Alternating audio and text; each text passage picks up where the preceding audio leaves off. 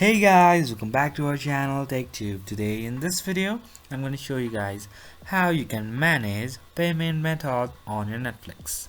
So I'll be teaching you a very easy step regarding this one, and if you have any queries or any problem within the process, just let me know in the comment section right away.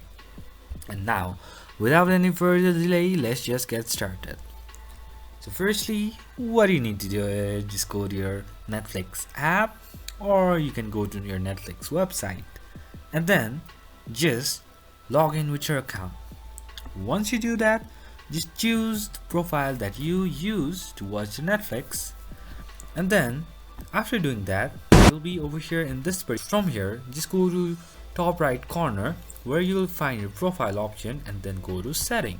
Account, sorry. And once you are over here, you can scroll a bit and you will find this manage payment method. Just go over here and then just choose. You can add your payment method, or you can use the credit card or debit card. You can PayPal to your account, or you can redeem gift or promo code as well. So that's how you do it.